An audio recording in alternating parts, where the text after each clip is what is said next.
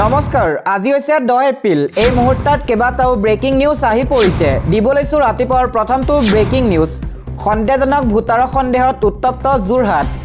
ভোটদানৰ মাজতে যোৰহাটত সৃষ্টি হয় উত্তপ্ত পৰিস্থিতিৰ গাড়ীয়ে সন্দেহজনক ভোটাৰ অহাৰ অভিযোগ ৰাইজৰ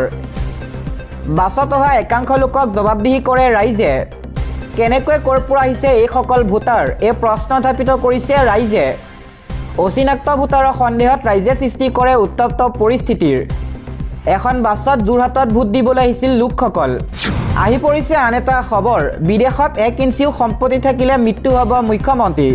সময়সীমা 72 ঘণ্টা ভিতৰতে মৃত্যু হ'ব মুখ্যমন্ত্ৰী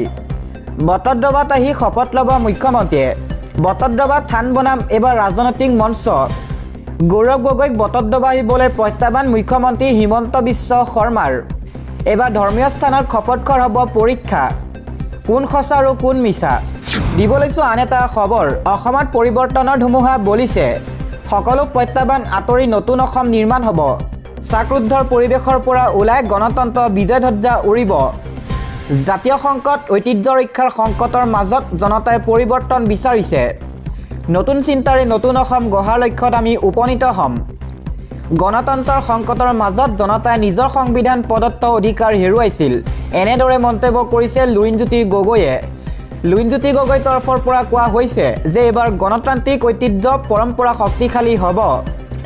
এবাৰ অসম আগুৱাব আমি আশাবাদী ৰাইজে নিজৰ বিবেকেৰে সিদ্ধান্ত লৈ ভোটদান কৰিছে ভোটাধিকাৰ সাব্যস্ত কৰি এনেদৰে প্ৰতিক্ৰিয়া প্ৰকাশ কৰিছে লুৰিণজ্যোতি গগৈয়ে আগুৱাইছো আন এটা খবৰ বিহাৰৰ পৰা আহি অসমত ভোট দিবলৈ চেষ্টা হিন্দীভাষী লোকৰ বঙাইগাঁও বিদ্যাপুৰত এই ভয়ংকৰ ঘটনাটো সংঘটিত হৈছে বিহাৰৰ পৰা আহি অসমত ভোট দিবলৈ চেষ্টা কৰিছে হিন্দীভাষীয়ে বিদ্যুৎপুৰত ধৰা পৰিছে দুজনকৈ সন্দেহজনক ভোটাৰ ভোটকেন্দ্ৰ সন্দেহজনক লোকৰ ভিৰ ইতিমধ্যে ৰাইজৰ ৰোষত পৰিছে বিহাৰত দুজনকৈ লোক ভোট দিবলৈ আহোঁতে হাতেলোতে ধৰিলে ৰাইজে এই ঘটনাক লৈ বিদ্যাপুৰত চেপা উত্তেজনা কাৰণ বিদ্যাপুৰত নাই এটাও বিহাৰী লোকৰ স্থায়ী বাসস্থান ইফালে দুয়োকে বিয়েলৈ পঠিওৱা বুলি দিছে স্বীকাৰোক্তি আন এটা খবৰ কিহৰ সংকল্প হিলদল ভাঙি দলে বলে ভোট দিলে সংখ্যালঘুৱে ভোটদানৰ সৰ্বকালৰ সকলো অভিলেখ ভংগ সংখ্যালঘু সমষ্টিত 18টাকৈ সমষ্টিতে ভোটৰ হাৰে অতিক্ৰম কৰিলে 90ৰ ঘৰ সন্ধিয়া 5 বজা পৰ্যন্ত ভোটদানৰ হাৰত শীৰ্ষত 90% অতিক্ৰম কৰা সমষ্টি দিবলৈছো আন এটা পলিটিকেল ব্ৰেকিং নিউজ পলাতক হৈছে কংগ্ৰেছ নেতা পৱন খেৰা গ্ৰেপ্তাৰৰ ভয়ত হায়দৰাবাদত লুকাই আছে পৱন খেৰা দিল্লীৰ পৰা হায়দৰাবাদত আত্মগোপন পৱন খেৰাৰ মোক চেলেঞ্জ কৰি নিজে পলাল পৱন খেৰা এনেদৰে মন্তব্য কৰিছে মুখ্যমন্ত্ৰী হিমন্ত বিশ্ব শৰ্মাই লগতে কয় 6 বজাৰ ফ্লাইটত উঠি পলাল পৱন খেৰা ব্ৰহ্মপুত্ৰৰ ওপৰেদি এতিয়া বহু পানী বাগৰি গ'ল এৰেষ্ট কৰক বুলি প্ৰত্যাহ্বান জনাইছিল পৱন খেৰাই কিন্তু পৱন খেৰা পলাই গ'ল পৱন খেৰা পলাই নকৈ এনেদৰে মন্তব্য হিমন্ত বিশ্ব শৰ্মাৰ আহি পৰিছে আন এটা খবৰ পাতালত লুকাই থাকিলেও নিষ্ঠা নাপাব পৱন খেৰাই এই ঘোষণা মুখ্যমন্ত্ৰী হিমন্ত বিশ্ব শৰ্মাৰ পৱন খেৰাই অসম আৰক্ষীক চিনি নাপায় অসম আৰক্ষীয়ে পাতালৰ পৰা হ'লেও বিচাৰি উলিয়াব এইখন অসম হয় আমাক চিনি পোৱাই নাই আমি লাচিতৰ দেশৰ মানুহ হয় কোন হয় পৱন খেৰা এনেদৰে প্ৰশ্ন উত্থাপিত কৰিছে মুখ্যমন্ত্ৰীয়ে মোক ভয় খুৱাবলৈ চেষ্টা নকৰিব আমি বেলেগ পৃথিৱীৰ পৰা অহা মানুহ এই হুংকাৰ মুখ্যমন্ত্ৰী হিমন্ত বিশ্ব শৰ্মাৰ আগবঢ়াইছো আন এটা খবৰ অসমত নচলিব মিয়াৰ এটাও শব্দ 4 মে'ৰ পৰা ৰাজ্যজুৰি চলিব মিয়া বিচৰা অভিযান ঐচ্ছিক দেশদ্ৰোহী জাতিদ্ৰোহী আখ্যা জাতীয় সংগ্ৰামী সেনাৰ অসমত আহি নাৰী তকবীৰ মিয়া জিন্দাবাদ দিয়াটো সহ্য কৰা নহ'ব এইখন অসমত চলিব কেৱল খিলঞ্জীয়াৰ প্ৰভুত্ব অসমত মিয়াৰ এটাও শব্দ নচলিব অসমত নচলিব মিয়াৰ ৰাজত্ব পুনৰ এনে মন্তব্য কৰিলে ঐচি ঠেং ভাঙি দিয়াৰ ভাবুকি দিয়া হৈছে অসমৰ মাটিত মিয়াৰ কোনো উপদ্ৰৱ সহ্য নকৰে জাতীয় সংগ্ৰামী সেনাই নতুন চৰকাৰে অসমৰ পৰা খেদি পঠিয়াব লাগে প্ৰতিটো মিয়াক প্ৰয়োজন হ'লে মিয়াক এনকাউণ্টাৰ কৰাৰ দাবী অখিল গগৈ গৌৰৱ গগৈক জাতিৰ দালাল আখ্যা দিয়া হৈছে 4 মে'ৰ পৰা ৰাজ্যজুৰি জাতীয় সংগ্ৰামী সেনাৰ মিয়া খেদা অভিযান আৰম্ভ কৰা হ'ব ঘৰে ঘৰে গৈ এবাৰ বিচৰা হ'ব মিয়া 4 মে'ৰ পৰা আৰম্ভ হ'ব মিয়া বিচৰা অভিযান ইউনুছ তামুলীকো লগতে দিয়া হৈছে তীব্ৰ সকিয়নি আমি পানীগুণ্ডালৈ ভয় নকৰোঁ মিয়া সন্দৰ্ভত চিটু বৰাই কৰিছে এই বিস্ফোৰক মন্তব্য দিব লৈছোঁ আন এটা খবৰ 90খন আসনৰ লক্ষ্য মুখ্যমন্ত্ৰী 3 গগৈকো তীব্ৰ আক্ৰমণ মুখ্যমন্ত্ৰী হিমন্ত বিশ্ব শৰ্মাৰ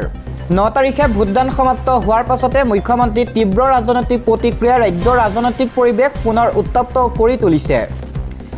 ভোটগ্ৰহণৰ অন্ত পৰাৰ লগে লগে সংবাদ মাধ্যমৰ সন্মুখত মুখ্যমন্ত্ৰীয়ে কয় যে এইবাৰৰ নিৰ্বাচনৰ ফলাফল প্ৰায় স্পষ্ট হৈ পৰিছে আৰু বিজেপি নেতৃত্বাধীন মিত্ৰজোঁটে অতি কমেও 90খন আসন লাভ কৰিব বুলি তেওঁ দৃঢ়ভাৱে দাবী কৰে একে সময়তে কংগ্ৰেছক লক্ষ্য কৰি মুখ্যমন্ত্ৰীগৰাকীয়ে কয় যে দলটোৱে মাত্ৰ 18 পৰা 22খন আসনতে সীমাবদ্ধ থাকিব একেদৰে ভোটদানৰ হাৰৰ বিষয়ে উল্লেখ কৰি মুখ্যমন্ত্ৰীগৰাকীয়ে উল্লেখ কৰে যে স্বৰ সংখ্যালঘু অধ্যুষিত অঞ্চলসমূহত এবাৰ প্ৰায় 95% ভোটদান হৈছে আনহাতে খিলঞ্জীয়া গাঁওসমূহত 65 পৰা 70% ভোটদানহে হোৱা বুলি তেওঁ মন্তব্য কৰে যদিও পূৰ্বতে ৰাজ্যত ভোটদানৰ হাৰ 80 পৰা 82% ভিতৰত আছিল তথাপি এবাৰ খিলঞ্জীয়া মানুহে পূৰ্বতকৈ অধিক আগ্ৰহীভাৱে ভোটদান কৰিছে বুলি তেওঁ দাবী কৰে মুখ্যমন্ত্ৰীৰ মতে বিজেপিয়ে চলা ব্যাপক প্ৰচাৰ অভিযান আৰু সংগঠিত কেম্পেইনৰ ফলতে অসমীয়া ৰাইজ অধিক সক্ৰিয়ভাৱে ভোটদানত অংশগ্ৰহণ কৰিছে ইয়াৰ লগতে মুখ্যমন্ত্ৰীয়ে কংগ্ৰেছ নেতা গৌৰৱ গগৈ কৃষক নেতা অখিল গগৈ আৰু ৰাজ্য দলৰ সভাপতি লুইনজ্যোতি গগৈক লক্ষ্য কৰি তীব্ৰ সমালোচনা কৰে 3 গগৈ বুলি উল্লেখ কৰি তেওঁ কয় যে অন্তিম ভোট গণনা পৰ্যন্ত এই 3জন নেতাই চিন্তাত থাকিব লাগিব তেওঁ কটাক্ষ কৰি কয় যে অসমৰ ৰাজনীতি উপাধিৰ ভিত্তিত নচলে আৰু ৰাইজে এই ধাৰণাটো ভাল নাপায় মুখ্যমন্ত্ৰীয়ে লগতে সদৰি কৰে যে 3 গগৈ ধাৰণাই অসমীয়া আৰু আহোম সমাজৰ মাজত বিভাজন সৃষ্টিৰ চেষ্টা কৰিছে যাক ৰাজ্যবাসীয়ে গ্ৰহণ কৰা নাই তেওঁলোকৰ ৰাজনৈতিক ধাৰণাক জনতাই প্ৰত্যাখ্যান কৰিছে বুলি দাবী কৰি মুখ্যমন্ত্ৰীয়ে কয় যে এই নিৰ্বাচনৰ সেই কথাই প্ৰতিফলিত হ'ব এই সন্দৰ্ভত তেওঁ স্বাধীন প্ৰতিদিন গোষ্ঠীকো লক্ষ্য কৰি সমালোচনা কৰে ইয়াৰ লগতে মুখ্যমন্ত্ৰীয়ে জেনজিৰ ভোটাৰ বিষয়টো প্ৰতিক্ৰিয়া প্ৰকাশ কৰে তেওঁ স্পষ্টভাৱে কয় যে অসমত কোনো জেনজি ভোটাৰ নাই আৰু এই ধাৰণাটো কেৱল কিছুমান ৰাজনৈতিক উদ্দেশ্য পূৰণৰ বাবে সৃষ্টি কৰা হৈছে জেনজি ভোটাৰ নামত এটা পৰিয়ালক ভাগ ভাগ কৰিব বিচৰা হৈছে বুলি তেওঁ মন্তব্য কৰে তেওঁৰ মতে এই ধাৰণাটো ভাৰতীয় বাস্তৱত প্ৰাসংগিক নহয় আৰু বাংলাদেশ নেপালতহে এনে ধাৰণা দেখা যায় বুলি কটাক্ষ কৰে শেষত মুখ্যমন্ত্ৰীয়ে কয় যে অসমৰ ৰাইজে উন্নয়ন স্থিৰতা আৰু একতাৰ পক্ষত ভোটদান কৰিছে সেই ফলাফল ঘোষণা হোৱাৰ আগতেই জনতাৰ ৰায় প্ৰায় স্পষ্ট হোৱা বুলি তেওঁ পুনৰ উল্লেখ কৰে আন এটা খবৰ SBIত 211 দিনৰ FDত 2 লাখ টকা জমা ৰাখিলে কিমান সুদ পাব অৰ্থাৎ কিমান ইণ্টাৰেষ্ট পাব জানি থওক হিচাপ বিনিয়োগৰ উদ্দেশ্য হৈছে ধন বঢ়োৱা অৰ্থাৎ ইনভেষ্টমেণ্টৰ উদ্দেশ্য হৈছে মানি ইনক্ৰিজ কৰা তাৰ বাবে বজাৰত অৰ্থাৎ মাৰ্কেটত বহু বিকল্প আছে তাত কোনো সন্দেহ নাই কিন্তু সকলোবোৰ স্কিমে যে নিৰাপদ তেনে নহয় বহু ক্ষেত্ৰত মাৰ্কেটৰ উঠানামাৰ সৈতে ধন হেৰুৱাৰো ৰিস্ক থাকে যদি কোনোৱে নিৰাপদ ইনভেষ্টমেণ্ট বিচাৰে আৰু মাৰ্কেটৰ উঠানামাৰ পৰা দূৰত থাকিব খোজে তেনে ফিক্সড ডিপজিট চমুকৈ FD এক নিৰ্ভৰযোগ্য বিকল্প দেশৰ বৃহত্তম চৰকাৰী bank state bank of India এই বেংকে গ্ৰাহকৰ বাবে বিভিন্ন FD স্কিমত চমৎকাৰ সুদৰ হাৰ দিছে অৰ্থাৎ ইণ্টাৰেষ্ট ৰেট দিছে SBIত ন্যূনতম 7 দিনৰ বাবে এটা FDত একাউণ্ট খুলিব পাৰে ইয়াৰ উপৰি এই চৰকাৰী বেংকত সৰ্বোচ্চ 10 বছৰৰ বাবে FD একাউণ্ট খুলিব পাৰে SBIয়ে তেওঁলোকৰ গ্ৰাহকক বিভিন্ন ম্যাদৰ FD একাউণ্টত 3.05% পৰা 7.5% পৰ্যন্ত সুদৰ হাৰ প্ৰদান কৰে অৰ্থাৎ ইণ্টাৰেষ্ট ৰেট প্ৰদান কৰে ইয়াতে আমি জনাব খুজিছোঁ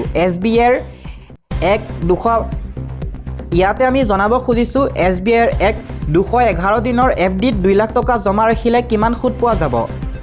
অৰ্থাৎ কিমান ইণ্টাৰেষ্ট পোৱা যাব ষ্টেট বেংক অফ ইণ্ডিয়াই তেওঁলোকৰ 444 দিনৰ অমৃত বাৰ্ষিক স্পেচিয়েল FD স্কিমত সাধাৰণ নাগৰিকসকলৰ বাবে সৰ্বোচ্চ সুদৰ হাৰ দিছে এই বেংকে অমৃত বৰ্ষা FD প্ৰকল্পত সাধাৰণ নাগৰিকৰ বাবে সৰ্বোচ্চ 6.45% সিনিয়ৰ সিটিজেনৰ বাবে 6.95% আৰু সুপাৰ সিনিয়ৰ সিটিজেনৰ বাবে 7.05% ইণ্টাৰেষ্ট ৰেট প্ৰদান কৰে অৰ্থাৎ সুদ প্ৰদান কৰে ইয়াৰ উপৰি SBI 211 দিনৰ পৰা 1 বছৰৰ কম ম্যাদৰ FD প্ৰকল্পসমূহত সাধাৰণ নাগৰিকসকলৰ বাবে 5.90%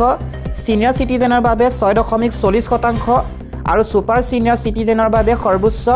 6.50% সুদ প্ৰদান কৰে কোনোৱে যদি ষ্টেট বেংক অফ ইণ্ডিয়াৰ এটা 211 দিনৰ FDত প্ৰকল্পত 2 লাখ টকা জমা কৰে তেন্তে সাধাৰণ নাগৰিকে ম্যাদ পূৰ্তিত 6,887 টকা নিৰ্দিষ্ট সুদসহ মুঠ 2,06,887 টকা পাব। একেদৰে ষ্টেট বেংক অফ ইণ্ডিয়াৰ এটা 211 দিনৰ FD স্কিমত 2 লাখ টকা জমা ৰাখিলে ছিনিয়ৰ চিটিজনে ম্যাদ পূৰ্তিত 7,477 টকা নিৰ্দিষ্ট সুদসহ মুঠ 2,07,477 টকা পাব। অন্য দিশত super senior citizen state bank of ইণ্ডিয়াৰ এটা 211 দিনৰ FD স্কিমত 2 লাখ টকা জমা ৰাখিলে নিৰ্দিষ্ট সুদসহ মুঠ 2,07,595 টকা পাব।